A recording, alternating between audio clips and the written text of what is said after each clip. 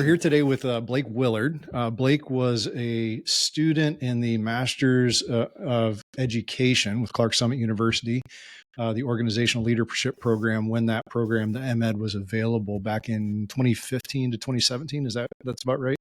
That's correct. And while he was at Cameron Boys Camp, which was one of our camp partners at that point.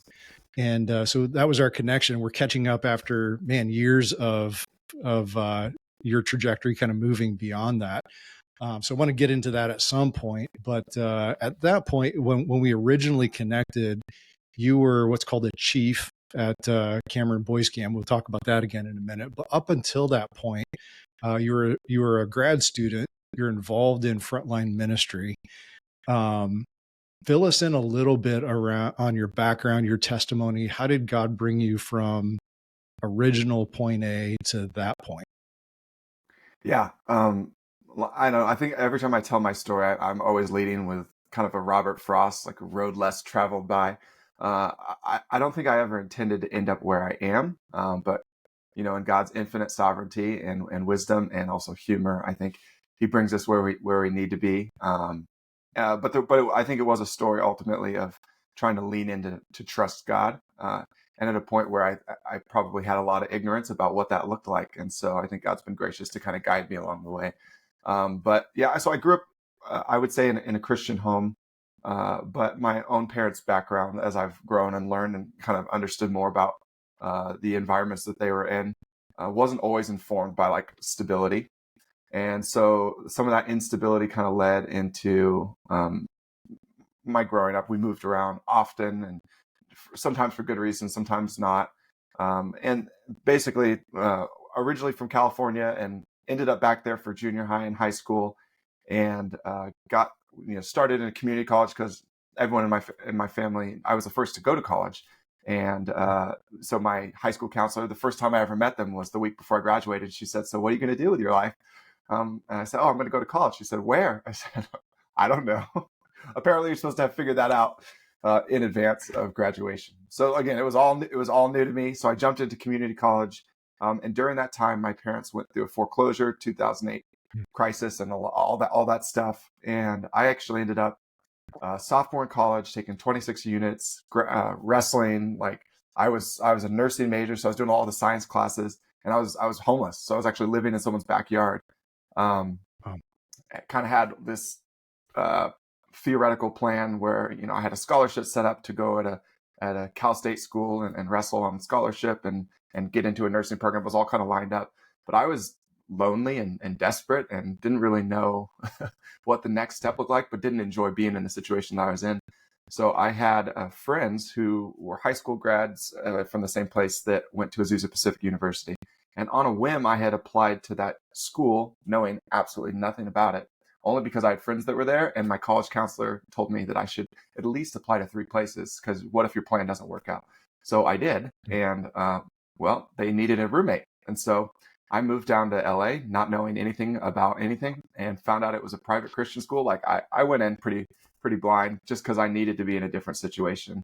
But God used that. He kind of showed me for the first time how to start asking questions like, not, "God, this is what I want to do, bless me," but, "God, what would you have me do?"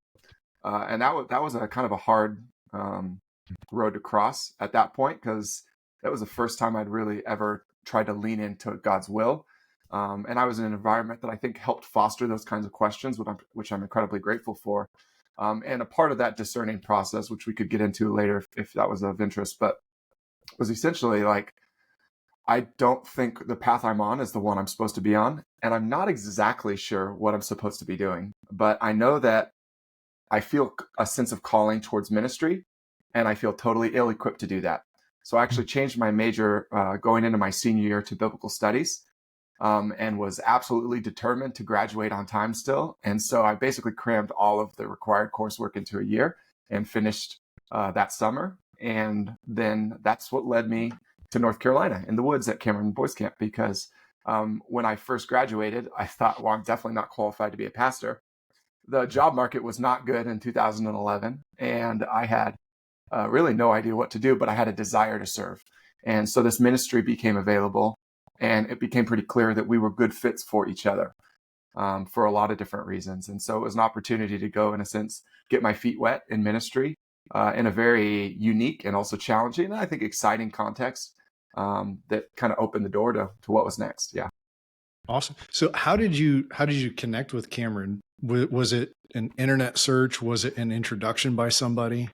Yeah, so I was like wandering for months trying to figure out what I was going to do after I graduated because I could see my bank account approaching zero and I knew how much rent I could get through. So it was very practical concerns.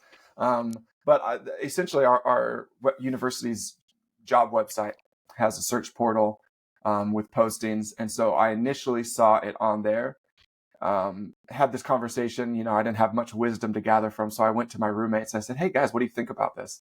And their response was, oh, you could be a lumberjack. It's perfect for you. Perceptions of camp ministry. Flannel. That's personified. Exactly. Yeah. I put on my best flannel and made contacts and in my resume. And I think about an hour later, I had a phone call from their recruiter, Chief John, who ended up being a great friend that we still stay in contact with. And ended up seeing that, hey, we might be on similar paths. This might be a good fit. It ultimately led to about a month of prayer and then deciding to go and spend a week out there just doing what they were doing to see if it was a good fit for the next at least 2 years that I'd be committing to. Wow. And that's interesting on a couple of levels. I mean, obviously the trajectory in the transition for you in each of those seasons as a young man with the foundation that you had or didn't have at that point.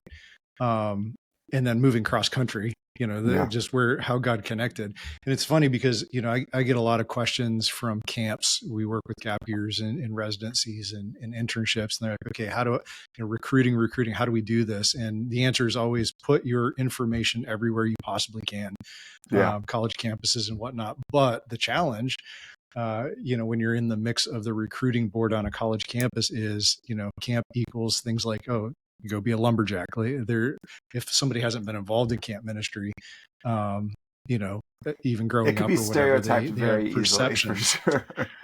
Exactly. Which, and I want to get into that at some point because your journey actually helps to highlight the flip of the perception. And I think that'll be interesting to get into down the conversation a little bit.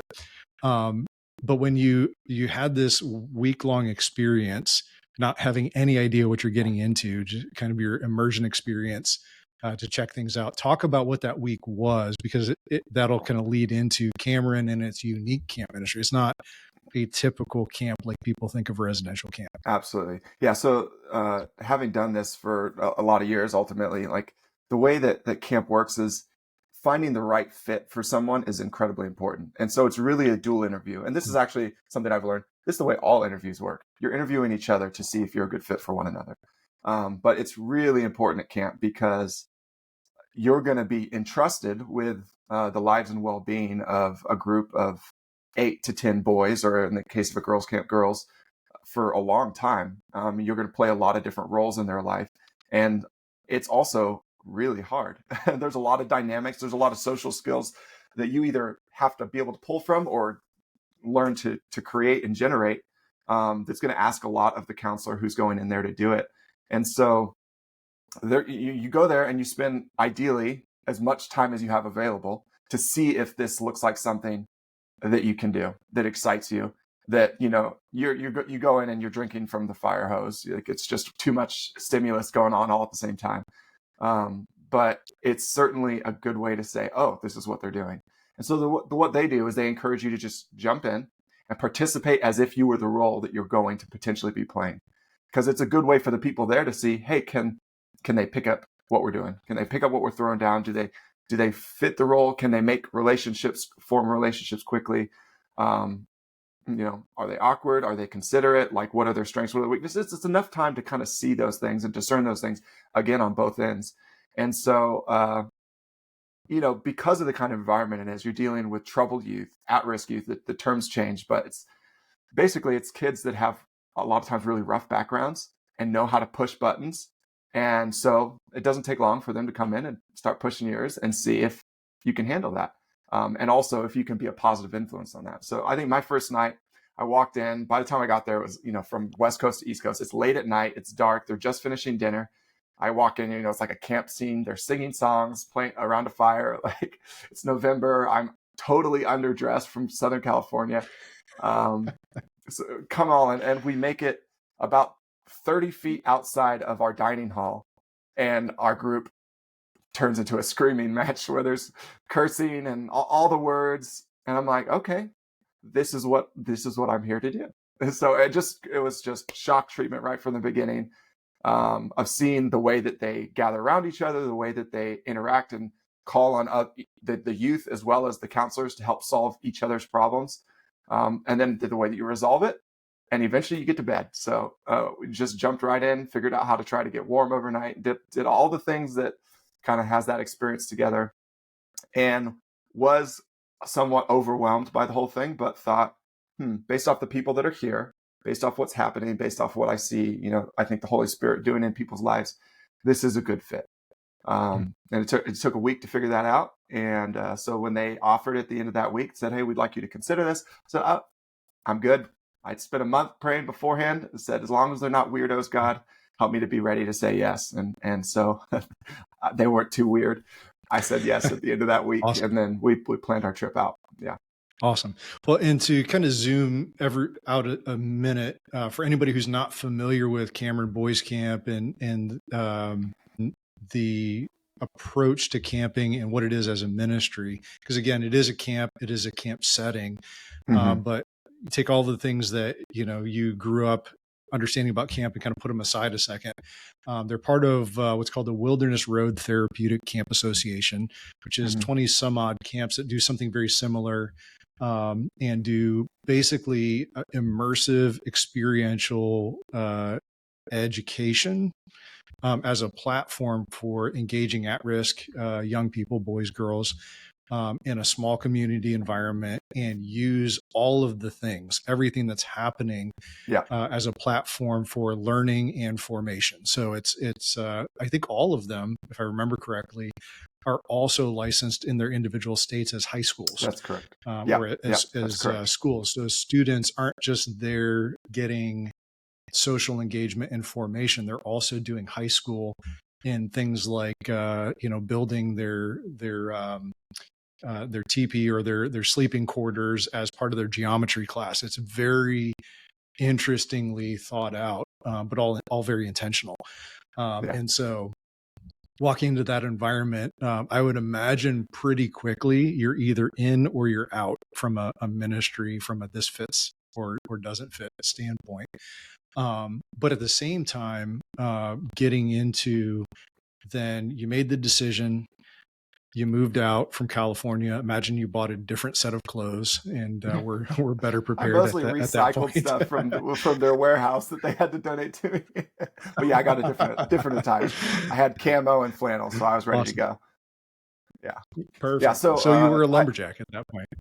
Essentially, I just leaned into that role, and mostly what it was is, you're right. Campus is incredibly intentional about using every aspect of the environment in a way that facilitates its ultimate goals. And I would say ultimate goals include both the goals of what camp hopes to do and be for the students and clients that it serves, the families that it serves, but also goals because every student, child, they are students, they are children, and they are troubled, and there are a lot of different things, but they all set goals for themselves throughout that process that they're working on, and their family set goals, and their group has goals. So the whole thing is very intentional because everybody's looking forward about who they're trying to become. And so you could see how effective that would be in shaping someone's character as well as their academic formation, their spiritual formation, because you're always looking with intention at who you're trying to become. And your goals are putting your best foot forward, and then you're in the reality of where you are right now. Yeah. And so the reality of where we are right now is not where we're trying to be. And so we can all kind of acknowledge that. And then you have a group of people that are there to surround you, to help you in that process. And that's, from not just a culture standpoint, but a skill set and foundation standpoint. And I want to kind of dive in a second into how that role played out for you, and then the connection into your master's program, because I think that'll be helpful in grabbing a little bit of this and then bouncing forward as a foundation into where you're at now. That outcome-based or objective-oriented approach isn't just about learning something now. It sets a pattern and an approach and a skill set to whatever comes down the road. Yeah. And I think whether it's at-risk young people or anybody, when you, in our learning model, starts with framing those objectives. Where are we headed and where are we now? That's a skill set you don't typically get in most legacy education models. So I think it's incredibly valuable from a formation standpoint for young people, but kind of transferring into your journey in the chief role, assimilating the role, mastering the role. At what point in those 2 years did you dive into the master's program? Was that at the beginning, somewhere in the middle? Yeah, so actually my journey is after about a year and a half, I picked up on camp pretty quickly. And so at about a year and a half, they were actually asking me to come up to be in a supervisory role. And so approaching 2 years is when I moved into a supervisor role, ended up staying for about 6 years in total. So right at the start of that is when I jumped into, well, I guess I did it for a little bit as a supervisor before I jumped into the master's and the organizational leadership program.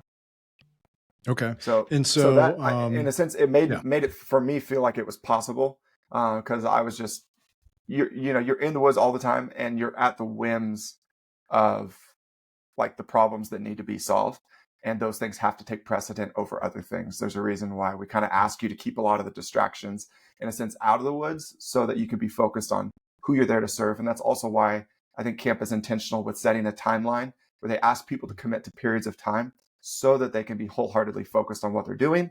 And at the end of that timeline, to reassess if it's right to commit to something further or if it's the right time to move on. right. In that intentionality, even considering, okay, how I'm going to add into this master's level work, talk a little bit about that decision and then what that work, what those courses looked like in the context of your role and rhythms. Because I think for most ministry leaders at any stage saying, okay, man, I feel like taking that step into education, into that next level, finishing a degree, advancing a degree, that's a pretty significant ask of self Yeah, and everybody around me. But talk a little bit about what that looked like for you from a decision standpoint and then moving through the process. sure. I guess for me, I again, because goals are so important, right? And I had a goal and a desire to move through uh, doctoral level work, even preceding ever knowing what kind of master's work I would ever do, just because I was interested potentially in teaching at a university level. I was very inspired and mentored by some of the people in the university where I was, and so I saw in that something that I wanted to aim towards. And so, and I thought the traditional ministry route is you finish your undergrad, you move into an MDiv, and then if you're going to stay on the kind of on the school route, maybe you do a PhD, and then you can maybe do church ministry while you do university. Like I guess in my head that sounded like maybe a normal route. Well, the normal route wasn't going to work for me in the context of also doing Cameron Boys Camp. I mean, I would be out there sometimes 14 hours a day. And so it's like, how do I also fit school into this? So I had to have a program that was somewhat integrated in order to feel the confidence just to move forward that I might be able to do this. Did it end up being like hard and a lot of work because there was a lot of things to balance at the same time, including being newly married? Yeah, there was a lot of work. But I think, God gives us strength in the season. And one of the things that the people around me pointed out is the people who are doing the most are capable of doing the most. Hmm. So if you're concerned about, I don't know if I can handle balancing it all, I do think you should make that decision with wisdom and with discernment and maybe with some mentorship and guidance. But if you're concerned about if you have the ability to do it, okay, set good lifestyle habits. And yes, you can. You can, because we have the Mhm. same amount of time in the day. And I think if we actually start counting our hours and our minutes, a lot of us aren't spending that time as effectively as possible. So I can have the same amount of time, but actually get so much more out of it. And that's what this program helped me to do. Because in addition to what I was expected to learn in the program, I had to become a certain kind of person who could finish a program like this. Yeah, absolutely. And with Cameron and all the organizations we work with where there's partnership and intentionality, we do have students that are involved in master's and undergrad programs that are not in one of the partner organizations. And so we work to integrate, but the integration was very much intentional with the chief role. Yeah. So your projects, if I remember correctly, were oriented towards taking chief. Was it taking chief training and upgrading Yeah. that? So, If I yeah. remember So correctly. I got to kind of update some things that hadn't been updated for like 70 years, which was kind of Hmm. a cool responsibility because a lot of the things found within our philosophy and our methodology manual were unchanged. And Hmm. so I got to work on ways to kind of think about, yeah, how to be more intentional about the chief development and training process. Because as a supervisor at that time, that was my professional responsibility just already, but it wasn't formalized in a way that I think you could probably take that and share that with another like-minded organization, like so many of the camps that are a part of the same, association, and say, hey, this could be a good training resource for you that might save time in this process, And there were things that were specific to our organization at Baptist Children's Homes of North Carolina that we needed, and I was able to create those things that, again, are still being used within the organization, whether people know where they came from or not. And then also things that kind of apply more generally to this specific role of chief. And so, yeah, I guess the applied stuff was probably the most enjoyable because it felt like I was doing real work, not work that I should be doing so that I could then do real work one day, which is how most schools Right. tend to function. Yeah. Right. And, even again, tying back that whole, start with an end in mind, outcome oriented, something that produces real impact right now. From a learning standpoint, when you have that tied together, you can see immediate feedback and there's immediate demand on those things. I don't know what the stats are exactly, but the learning retention and skill and capacity development skyrockets in that. And so that's awesome. So thinking about that, you're there for 6 years at Cameron Boys Camp. If you were to boil down from your experience in those 6 years, what the top three things you took with you that were deposited in that season moving into the Hmm. next season, what would those be? Oh man, there's a lot. And I guess I would say this is that the skills that you find and that you derive out of going through the camp experience, they apply to so much of a broader audience and skill set than what most people realize. People look at it from the outside and even internally sometimes, and they do pigeonhole this role and this experience into, lumberjack or whatever like title people want to give it. But there are so many soft and hard skills that translate into being a better quality person, a more qualified and capable and competent person.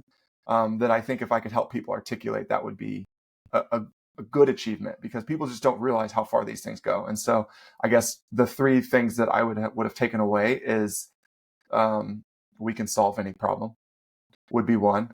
There is no problem too big that we can't solve it, particularly when I'm using the word we, when we work together.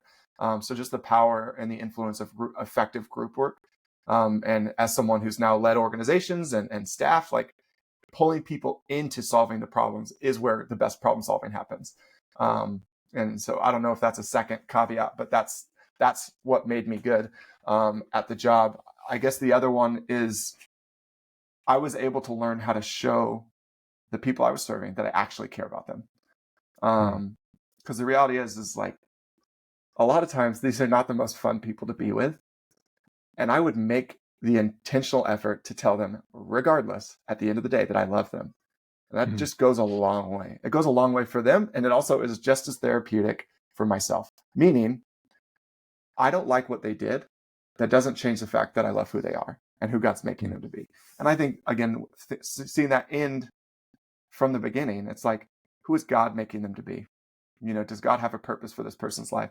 And so to be able to see that with some of the kinds of people that sometimes society wants to push off to the margins and say, no, they have a place and they have value.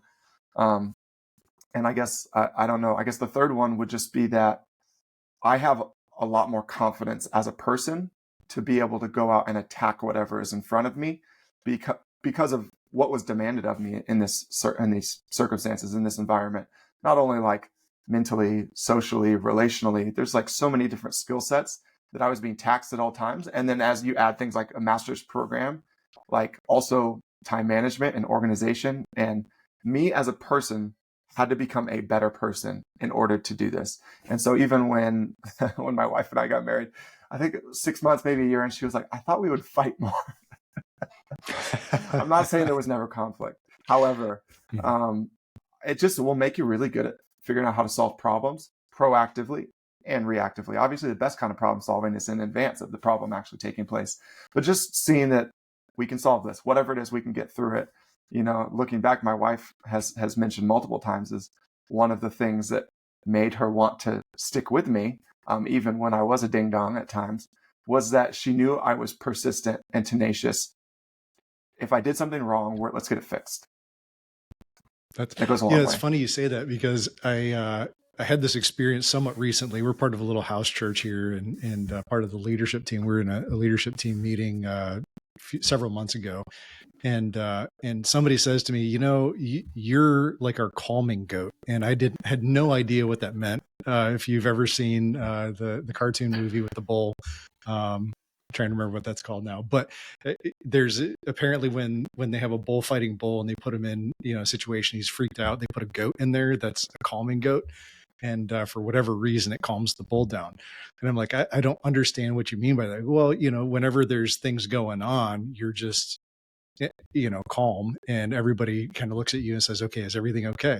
And I'm like, where did that come from? Because I don't know that that's a personality thing. I'm like, oh, you know, the wilderness, I grew up doing wilderness ministry, and in college I guided trips and whatnot. Yeah. I'm like, I don't know how many times I was in the middle of a lake and things were nuts. And I'm thinking to myself, man, this is not a safe environment. I got somebody's teenage kid in the front of my canoe, and just having to, you know, work through those dynamics or conflict at a campsite or whatever, saying, okay, you know, we've got to solve this. We can't, this can be solved. And just going through those rhythms. Yeah. I don't know how you put that on a resume. You know, you can't, I don't know that you put calming goat on a resume. I wouldn't have, you know, known that term at that point, but it's interesting, like to your point, there are things, you know, in a job like camp and in a role like chief, where you're not just a teacher, you're not just a counselor, you're not just an RA, you're not just whatever, you're running up and down the stack of not just skills, but capacities, competencies, experience that is really hard to communicate outside of that environment. But it does translate. It translates really, really well into those next seasons. So thinking about that, then you did 6 years at Cameron Boys Camp, ended in the supervisor role. What was it that transition that kind of peaked to that transition into the next stage of life? Yeah. So I guess one thing to say as a caveat is when I came to camp, my life was so moving and changing all the time. 2 years felt like I'm committing the next 3.5 decades of my life. To say I'm going to do the same thing for 2 years just felt so long. You know, so that was hard for me to say I was going to be there. And I already had my transition plan in place from the start, meaning these are the things I intend to do next. And because camp is a period of time that you commit to. And so my intention is, if I commit to do something, I want to do it well for the time that I'm there. But so I was a little angered because I was asked to stay on as a supervisor, whereas before I didn't feel like I needed to consult God about what my plans were, you know, kind of getting back to that original story. Now it's like, okay, I have to figure out what his will is in this, because before the transition was obvious and it was natural. And now space is opening for me to fill, and I need to discern if it's right to continue to be here with added responsibilities or not, you know. And so long story short, I discerned that I needed to stay, that it was still the right place for me and for that season. And there was more for me to do there as well. But again, like, I personally never saw camp as the end goal. For myself, camp was always a season. It was just, how long of a season does God have for me here? And so after being there for that period of time, being married, and my wife and I with converging goals going in a different direction, it became obvious shortly after the time, almost immediately after the time that I finished my master's program, it was kind of the right time to transition. And then God also opened other doors and other factors that made that possible. One is I got directly into a doctoral program that had a calendar and a schedule that wasn't going to work with camp. All right, that made that easy. The other one was that my church asked me to come on in a position that was going to work with that schedule and also help me grow in other areas that I really had a desire to learn and grow. And so that combined with, any other number of factors, it was like, it became clear that God was, finally kind of putting the close on this door and opening up another one for me to walk through. And so how long was that season then in church ministry and then through the doctoral program? Yeah. So I started, like I said, I finished in 2017 in May, went directly the same time that I went and graduated from Clark Summit. A couple days later, I drove over to Louisville, Kentucky to Southern Baptist to do a preview day for a program that I had already gotten into. And that program started in July of that year. So I jumped right into that program. And it was a 3-year doctorate in educational ministry. So kind of like a DMin, but also with a kind of another component that they add on to that kind of amplifies the degree and gives you more of an educational focus. And it was a 3-year program, and Southern Baptist, one of the things they do really well is they graduate more DMin students than any other school in the world, because they're intentional with the way that they get you started on your doctoral work, not just your coursework, as far as the writing and the papers and the things that hold people back from actually finishing degrees. So I did that. I actually finished the degree in 2 years because, again, I saw a road by which if I hustled, I could finish early. So I talked to all the right people, and having done what I had just come through, I was like, this is no problem. So I knocked out my work. I was able to be intentional about it. So I finished that in 2 years, and I was at the church ministry for about three and a half years. Wow. And then kind of converging with church ministry, it was like director of youth and family ministries and Christian education. It was one of those things where it's like everything else that like the pastor and associate pastor don't want to do, they just start dumping it over there. And there was also a classical Christian school that was on the property of our church. It wasn't actually originally a part of our church, that we ended up incorporating, and they asked me to essentially take that on. So I started teaching there also, and then doing all of the administrative work. And I did that for 2.5 years, and got to just kind of learn the in and outs of teaching in a formal classroom, which at that point was new for me. It translated, it was fun, but so I guess in total, 3.5 or 4 years in that transition period before we hit pandemic time. Yeah. Well, and it's interesting because I engage a lot of academics, higher ed, that are coming from the legacy classroom model, which absolutely has some real strengths to it. But when you've been doing it for a long time and it's the model that you've been in, moving into a model like ours, which is highly intentional, integrated, takes advantage of all the things that are happening, leverages on them, requires them. It's interesting to try to go that direction and imagine the reality of a student when you're used to being in the classroom. Yeah. Moving the other direction, how did your experience at Cameron inform your classroom? I'm curious about that. Yeah. Well, I'm really good at solving problems, especially with kids who are in conflict. So that was like easy money for me. And the parents loved it. And I guess my place where I had to do the most group work was in fixing and reigniting the culture of the families that were at that school. It was getting a little toxic before I got there. And so I was the fresh voice and the fresh face. And I did it through relationships, the same thing that I learned at camp. If you show people that you are there and you're present, that you hear them and you can articulate their concerns and that you care about them, and particularly about their children, then they're going to start letting some of those tertiary issues fall by the wayside a lot faster. And so it just meant a lot of family meetings and a lot of just being present and not hiding when the problems started occurring, which is kind of the pattern that was in place before. And it really didn't take that long to steer the ship in the right direction. Hmm. And then as far as the classroom setting, kids learning, it's like, I think there's probably more areas where I integrated experiences. I definitely went on some rambles with some of our kids, took them out of the classroom and took advantage of some of the woods that were nearby our property. But for the most Hmm. part, we had a traditional learning experience. But I think when you have a mind that is set to explore, you can teach them to do that in the way that they learn as well. And so I think my Yeah. kids got good at exploring the books that we were reading with hard questions, and challenging each other by just again learning to think critically. And even the third graders can pick up these skills at an early age. And so just trying to foster the same kinds of things that I want a well-developed person to have, which is what I think is necessary, for any quality education, is the whole character, the whole person. Well, and that's a really good transition to what you're doing now. So in brief, catch us all up on from there, because we end with pandemic, Yeah. or we moved into pandemic here, and there's some transition for you in life situation, all that fun stuff, but in work, Mm-hmm. and what you just said kind of hops to the value proposition, the core value proposition, the really amazing part, I think, of what you're doing now. So catch us Yeah. up Yeah. So I'll, pragmatically, I'll, and then I'll let's give you talk the a little bit about what blast you're doing. version, which is basically my wife was about to finish law school and we had to decide where we're going to take the bar. And Hmm. we're not from North Carolina and we don't want to be in North Carolina forever. It's a great place. A lot of people love it. It's just not, it didn't feel like home for us. So it was always, we were always temporary residents. So it was the right time to make the transition back out.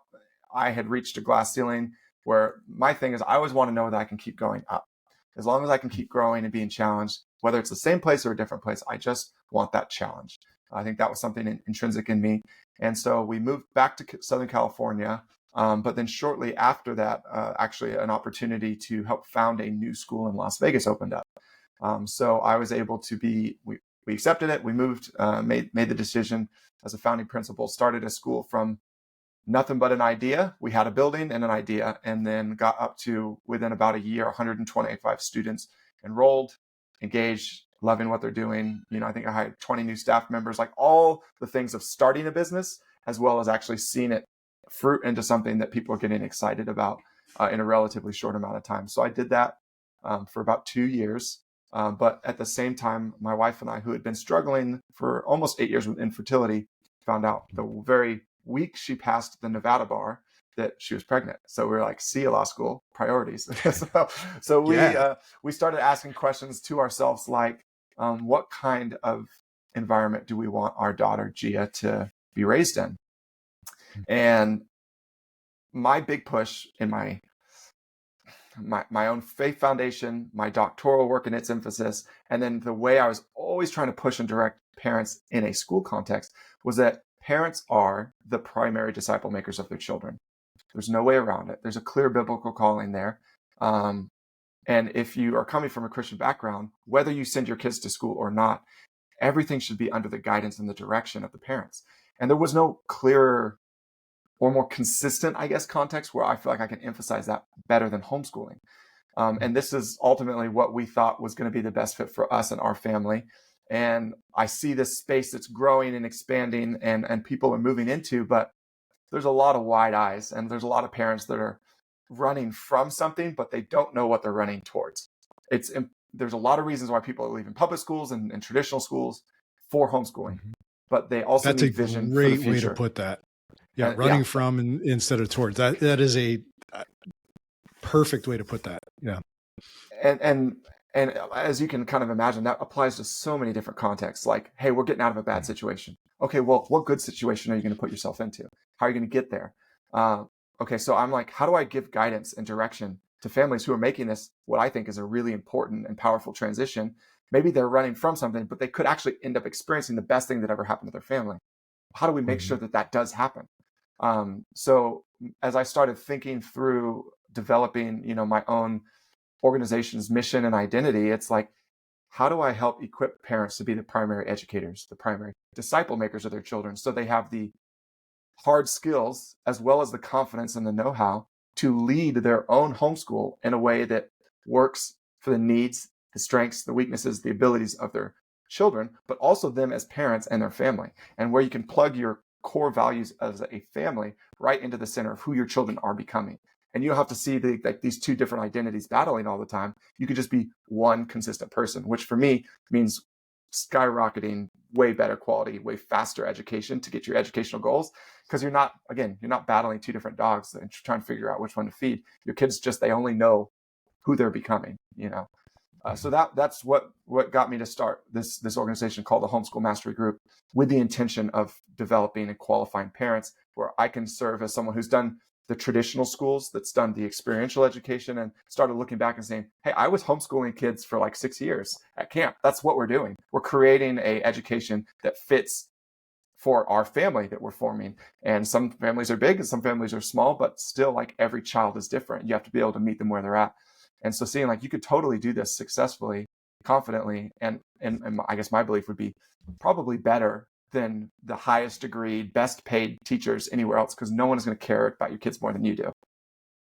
Well, and that's a really interesting, I think most parents go into, whether it's homeschooling or any other platform, sports, et cetera, with their kids with that desire in mind. Yeah. But when they don't have a background in the process, they haven't thought through it. They haven't, so they have intentionality on some level or desire. But they immediately walk in and what they're presented with is, okay, here are the boxes that need to be checked. And, here's some curriculum options, et cetera. And what ends up happening without some coaching and some toolbox and some, how do we do this? Because they've never done it before. The curriculum, the framework, the format, the boxes end up driving the process, and they're navigating through, how do I solve the boxes? Same thing happens when young people go into college and they're like, okay, here's the degree plan, have a nice day. And students walk into every class saying, okay, what do I need to get done to get, past this? As opposed to flipping that over and saying, all of this is a tool if you think about it properly and just have a little bit of capacity, tool, perspective, et cetera, some know-how to use it to get to those desired outcomes, instead of saying, if I go through this, I will get the desired outcomes. Because that's not true in any platform. Just going through a process doesn't mean that you're at the end of it going to be as elevated as you hope. That's true. Necessarily. And so that's the thing I find really, one of the things I find really compelling about the Homeschool Mastery Group, and the way that you approach it is you take that culture DNA and say, okay, I'm going to empower, I'm going to supercharge by flipping over the process. So the process becomes a tool as opposed to an end in and of itself. And that makes all the difference in the world. Yeah. And it really doesn't, I don't think it takes, it's an investment for sure. Any new skill set for a parent, et cetera, there's going to be some resource investment. There's going to be some time investment, but the lever it pulls and how much impact it makes is so dramatic that the cost and the time investment is, you just kind of get up over that. So anyways, so let's talk a little bit about the mastery group, how it works. What are those primary things that parents are getting and using and all that? Because you have 3 different elements, if I remember correctly, to it that kind of collaborate. But I'll let you explain that. Sure. Yeah. So I think the 3 core components that I find that every family really needs for sustainable homeschooling, for successful, like, long-term homeschooling, again, we're looking with the end in mind, is community, is some kind of coaching and consulting for those competencies and the encouragement that the parents need. And then would be, I guess, I would just say coursework, which is your ability to work on yourself for self-improvement. So how do I qualify myself to be an excellent home educator or a master home educator? How do I make sure that I'm doing it well? That's the coaching and consulting. And then how do I find the support that I need? And that's the community and discussion that happens within the context of this group. And so I think you put those 3 things together, and the necessary elements for, like, this growth to happen are all in place. And then it's a guided and catered approach. So, parents can work through the coursework at whatever leisure they are able or need to. Like, hey, it's go time. I need the crunch time plan, and then let's work through the other stuff bit by bit and get better as we go. You could do that. That's okay. It's like, hey, we think next year is going to be, we're going to homeschool. Well, let's start now. Let's go into that experience competent. Let's go in not starting trembling with fear based off of all these unknowns. I describe it as being like, you're just getting thrown into the ocean and it's a stormy day and you're in this sea of uncertainty. How much better is it to be not just on a life raft, but on a stable vessel that's going to be able to guide you through this thing with the navigation devices in place to get you where you're actually trying to go. And I think that would be the picture I would try to paint for parents, which is when the right things are in place, God has already called you to do this. He's already, which means that he will equip you if you lean into the things that he's made available. I would, as a Christian, I would say I would start with his word. I would start with faith. But going beyond that, there's also wisdom, and the Bible is full of it. And I think so much of it applies directly into the way that we interact with our children. Like, how does God value the family? Like, what does God have to say about it? Because the way that you understand God's view of the family is going to change the way that you approach how you raise your family. Like, I don't want to turn this responsibility over to someone else. What if they mess up? I'm responsible, So I would tell parents as I would tour them into my school, and I'll tell basically to anybody now, but Jesus would say, if anyone causes one of these little ones to stumble, it would be better for him to have a millstone tied around his neck and to be thrown into the depths of the sea, those uncharted waters that are stormy, right? How do you want to sink to the bottom of the ocean? So, and then I always ask parents, who do you think is most likely to cause your children to stumble? It's you. It's like, that's a hard conversation to have, but like, isn't it better to figure that out before the ship goes awry, before we capsize? And I think a lot of times the kids that came to camp had been in families that had been capsizing for a long time. And so that made that situation really hard. I don't wish that on anyone, but I know those kids need the love and the gospel, the word of God provides as well.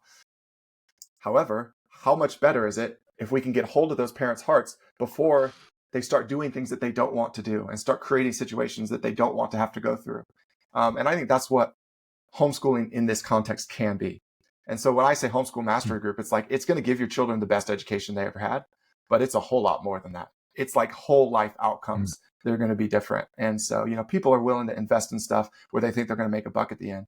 But what about like your child's eternal well-being, as well as the confidence to actually move into their life with assurance that they have the skills necessary to be successful in whatever it is God calls them to? And I think that's what this done really well can do. And actually, I think it can turn parents into an entrepreneur too, because, I think of Proverbs 31, you get this description of this woman who manages her household, and she is industrious and she knows what she's doing and she's competent. She knows what praises to sing and what to keep her family from and how to protect them and how to provide. It's like, yeah, a well-ordered home is an industrious home. So there's so much there that I wish I could just pour on people. Right. Well, in kind of coming back full circle to, the need, obviously homeschooling is exploding. It has been growing over the last several decades for all the reasons. But really since COVID in particular, for reasons, it really has exploded, and the demand is there, but there's this kind of rush into the process, and then away from something, and then the like, oh no, now what? And the tension that comes from that, and in the things that were already there or not there get amplified, right, in the family context. And so, really with the mastery group, I look at it and say, okay, having had experience in that setting, even in our family with homeschool and Christian, we've done all three over the course of, we have 4 kids, 2 out of high school and 2 still in high school. But having walked through those different journeys, there's no perfect platform. It's just a question of what is it that, how are you going to leverage the platform that's in front of you, the opportunities. But with homeschool in particular, I think going into it the first time for us, the mystery of how do we do this? How do we find this? Whatever, the tension of the unfamiliarity of the environment, of the requirements of all of that stuff, amplified, all of the other parts of things that are stressed, right?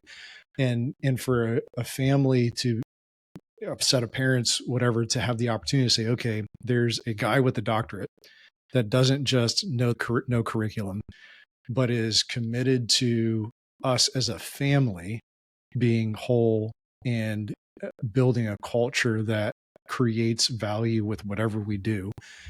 and then building that foundation. Oh, and there's also a community of other like-minded people that are at different points of the journey. And that's, I think, another thing that's really, especially being new to the environment. In our world, and I think I said this to you the other day, when we stepped into homeschooling, we found two different types of people.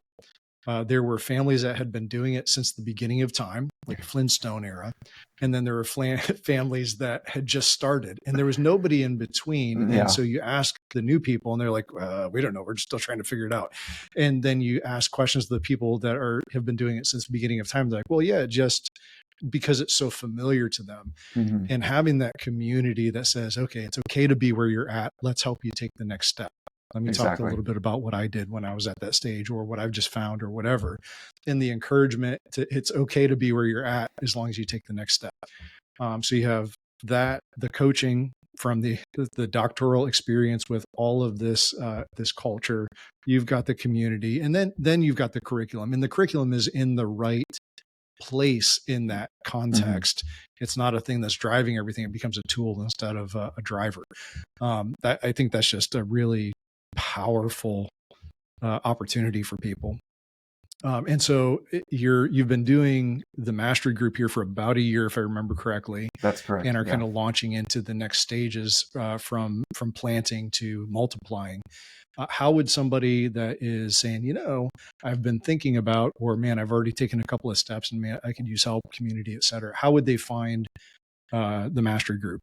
Yeah, I guess the easiest way, if you just want to find some information, starthomeschooling.io is my website. That's going to get you started. And the thing I would say is book a call, ask questions. Like, I book calls with people just to see where they're at. And I have no problem turning someone away if they don't feel like this is the right thing.